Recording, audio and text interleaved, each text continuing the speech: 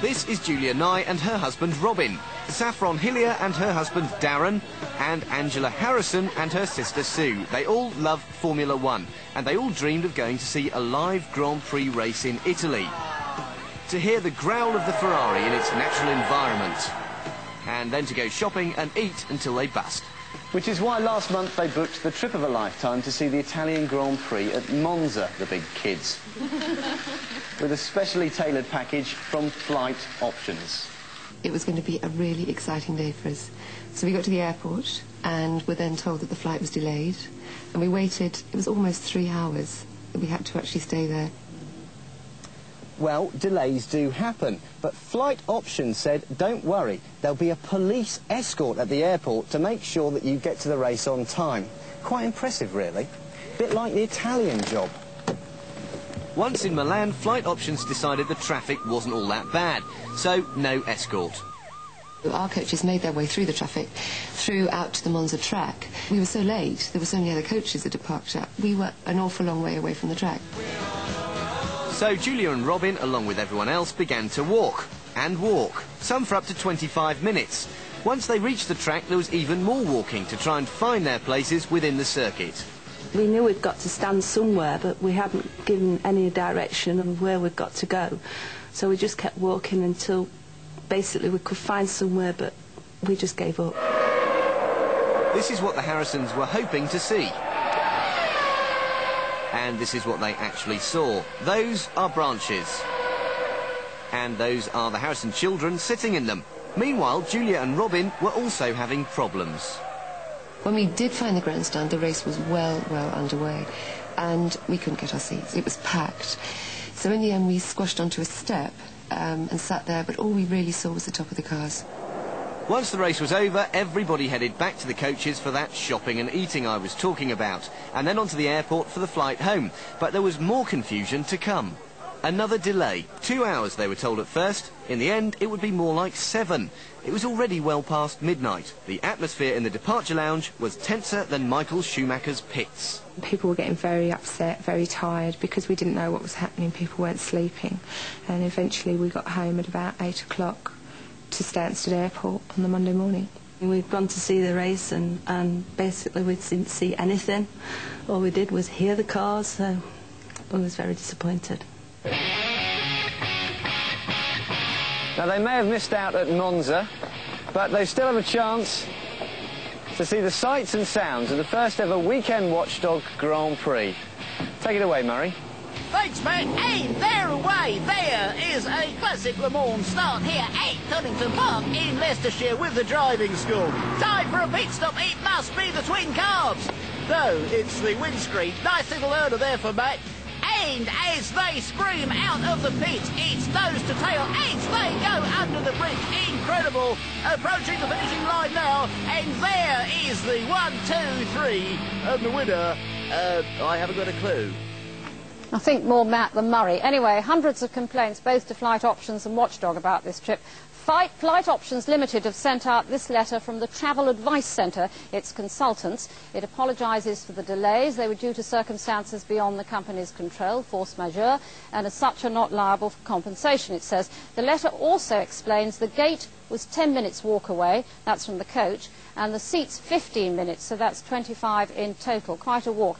And as far as the Italian fans sitting in seats they shouldn't have been, the letter says, a word to the offending person or a circuit official would have rectified the matter, a suggestion that can only have been written by someone who's never tried to argue with an Italian over a seat. I'm married to an Italian. With me, Miles Saywood from Flight Options Limited. Now, let me read you out some of these comments. Mr. O'Connor in Guildford says, a saga of misinformation. Mr. Harris says, your company ruined what could have been a lovely day.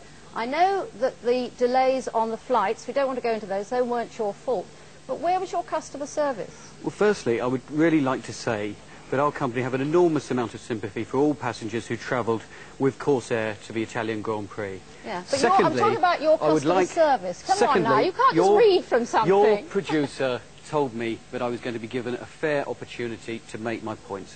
Secondly, having just seen the film for the very first time, I'm quite astounded and amazed that at no stage on that film has your researchers interviewed Corsair about the delay or interviewed the circuit officials about the problems that people had with their tickets, that British people had with their tickets, surely, in the interest of fairness, you must surely have spoken to the airline.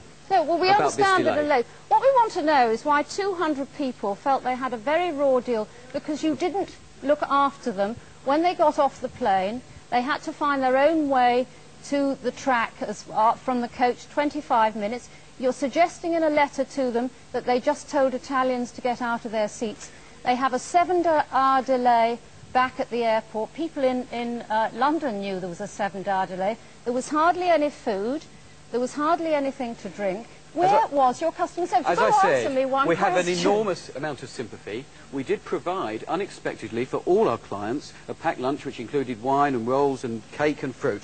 But what you are trying to suggest is that we are the only people who have had control over the destiny of this tour. Now, that is quite incorrect. The airline were the main people who would have been responsible for the delay. Okay, so you feel you did a pretty good job. So I would say that Corsair, the ground handling agents, the circuit officials and the Department of Transport, who were the ones who ultimately decided that the aircraft could not come back into Stansted Airport that night, those are the people that your researchers should have been interviewing along with me, and it is simply not fair that you have... I have to let you go there, but not a Flight Options Limited. They're quite happy with their service. Back to Jonathan. Right, hotel phone charges now, and more questionable ways that some posh hotels fatten up your bill. First of all, charging for charge cards. Now, this is a very useful BT card, and what's good about it is that sometimes you can pay up to £1 a minute for a call from your hotel room, but use this, and it can be as cheap as 20p a minute. But unfortunately, some hotels have taken to charging for charge cards, which kind of negates the point of them in the first place. Some well-known names there, the Ritz, the Savoy. This is Nancy, by the way. Yeah, sometimes up to £2 each time you use it. A lot of Sheratons do it, a lot of Hiltons do it. The moral of the story is, if you want to avoid being charged for a charge card, go down to the lobby in your dressing gown and call yourself. Incidentally, if you're wondering why hotels' third biggest earners are phone charges after food and drink and accommodation, now you know why. Next naughty tactic. This is Darryl, international businessman. Having to pay to receive faxes. Now, this is naughty because a lot of people, everybody pays to send faxes, but to actually pay to receive them as well is a bit questionable. Now, the Hilton do it, £1 per page. That's £10 for a 10-page fax. The De Vere in Blackpool, £2.75 per minute. So let's hope the fax machine isn't slow. The moral of the story is, if you're receiving a 200-page fax, book into a hotel like this because they won't charge you a penny. If they do charge you for lengthy faxes, consult your bank manager first, Danny. OK, thanks, Jonathan. Next, Eurotunnel motoring holidays, specialist in self-drive packages to France, Amsterdam and Belgium. Superb quality and value for money with the quick and easy travel of Eurotunnel is how they describe their holidays. Is it true? Here's Jim. Meet Michael Ironmonger, a retired marketing manager, and his wife Vicky, a retired teacher from Bricket Wood in St Albans. Connoisseurs of short break motoring holidays to the continent. In the last year, they've been to Bruges and Brussels in Belgium and Montreuil in France. They opt for package holidays for convenience and value for money. In August, the Ironmongers booked a last-minute motoring break with their friends Tina and Tino Garcia. They chose Boulogne with Eurotunnel motoring holidays, who offered the foursome 2 nights bed and breakfast at the 2-star Ibis Vieille Hotel, plus the car crossing cost £432. On the 18th of August, with bags packed and French francs in pocket, off they went. They had a trouble-free crossing and were soon on their way to enjoying baguettes and brie in Boulogne. But when the group got to their hotel rooms in Boulogne, something happened to make the Ironmongers feel distinctly cheesed off.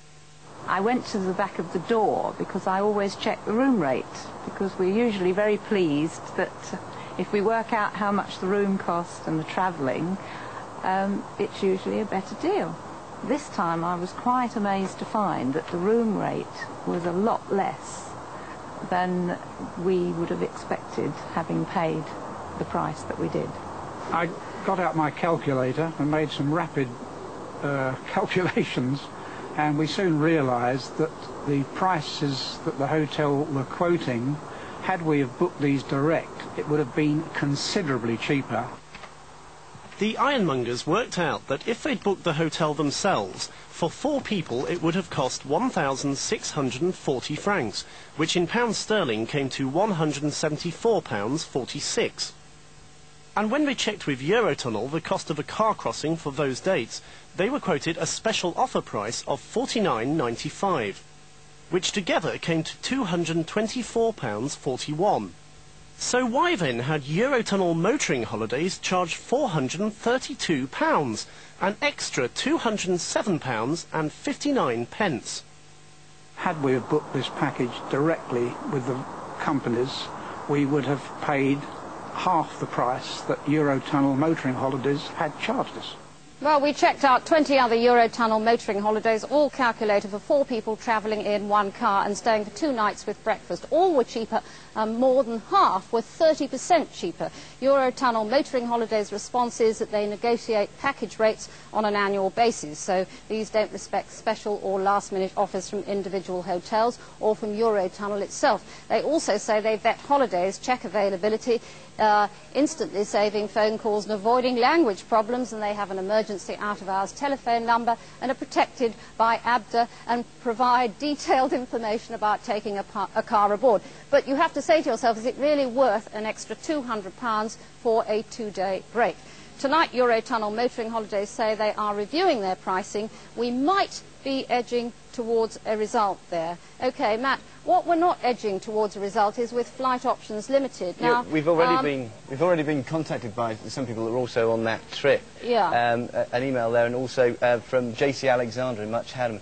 They're not really saying, they're not arguing the fact that, you know, there were other groups involved, like Corsair, like the flight company and the circuit. They're saying, where was Flight Options during those problems? Where were the reps to help them through those problems? Right. And that's what they're saying. Right. Others here, Ian Gilfillan from Bury St Edmunds, they paid to see the race live, not on television. That's what they're saying. OK. Other emails coming in, another result. Jonathan Utridge from Fareham in Hants has invited us all round to tea. All of us? Well, you and Alice. No, it's only Alice they want to have I'm going anyway. He was having trouble with his insurer, and then he used the magic phrase, "My next call is to Watchdog, hey presto, problem solved." Right. If only it was always so easy. Right. Also, I want you to keep going, because Linda says, that's Mrs A, that as we won't let her read her poems out, she's threatening now to show us pictures of her when she was modelling corsets. This computer has a huge memory, which is full of stuff. Also, Millennium Kettles, remember we did those. Yeah. Lisa Morris had emailed us from Blackpool. Her company had a Millennium Kettle for 6 months, fine, until we did our piece 2 weeks ago. Right. And then it broke, for which I blame you. No, That's not your my fault, fault. Millennium Kettles. Now, this is important. Steve King, he emailed us after booking a flight with a British airline. Right. Then he ended up on a flight with a US company. Right. Message, Steve, please check your email, give us a ring, or send us a contact number, because we need to get in touch with you. Right.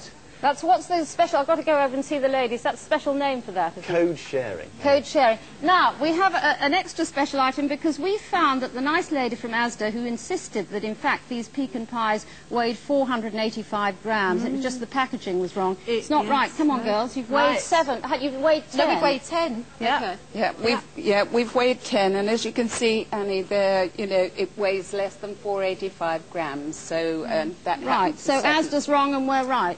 How many years have you been weighing pecan pies? Well, it feels like quite a lot.